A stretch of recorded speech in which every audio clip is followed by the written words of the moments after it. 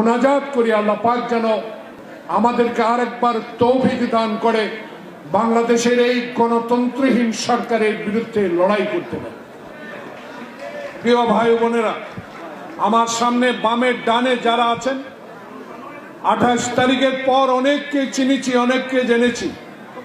সবাই আপনারা এই দলের প্রাণ, সবাই এই দলের অন্তরের অন্তঃস্থলের মানুষ, যিনি 10,000 কিলোমিটার দূর থেকে বাংলাদেশের এই রাজনীতিতে আমার আপনার মানুষের অধিকার প্রতিষ্ঠার জন্য, বাংলাদেশে গণতন্ত্র প্রতিষ্ঠার জন্য, বাংলাদেশে মৃত ব্যক্তির ভোট যেন এই দেশে না হয়, যেন আর নাবালকের ভোট এই দেশে না হয়, সেই জন্য যিনি 10,000 কিলোমিটার দূর থেকে আমাদেরকে অনুপ্রেরণা দিয়েছেন, আজকের এই দিনে আমরা আমাদের প্রিয় নেতা আগামী রাষ্ট্রনায়ক তারেক রহমানকে আমাদের আপনাদের আমাদের নেতাদের পক্ষ থেকে আন্তরিক ধন্যবাদ জানাই। প্রিয় ভাইয়েরা, বক্তব্য দিবেন নেতৃবৃন্দ।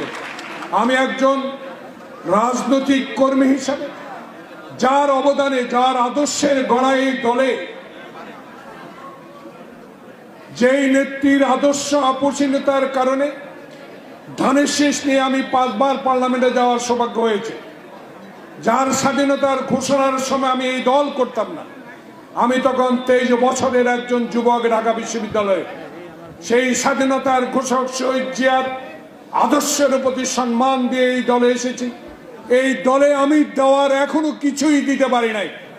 আমার এই 72 বছর বয়সে আজকের এই ক্ষুদ্র পরিসরে অঙ্গীকার করতে চাই, বাংলাদেশে যারা হতাশ হচ্ছেন তাদের উদ্দেশ্যে একটি কথাই বলতে চাই, 72 বছরে আমি হতাশ নই, আপনারাও হতাশ হবেন না। বাংলাদেশের মানুষ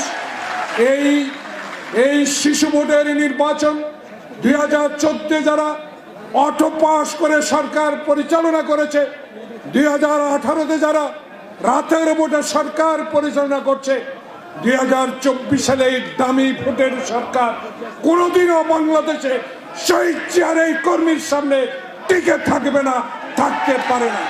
তাই শহীদ জিয়ার এই জন্মদিনের শপথ নিতে চাই, মামলা দিবেন, হামলা দিবেন, যতই নির্যাতন করেন, আজকে এই নেতাদের সামনে অঙ্গীকার করতে চাই আপনাদের মাধ্যমে, আপনারা সাহস হারান নাই।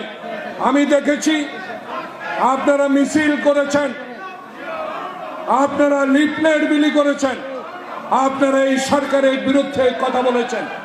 আমরা ঠেকাতে পারি না, আমি এটা বিশ্বাস করি না। আমরা ঠেকাতে পেরেছি, আমরা এই নির্বাচনকে বিশ্বের দরবারে অবৈধ হিসাবে প্রমাণ করতে পেরেছি। সেই প্রমাণ নিয়ে বুকে ধারণ করুন, এই সরকার ক্ষমতায় থাকবে না। আল্লাহ হাফেজ, বাংলাদেশ জিন্দাবাদ।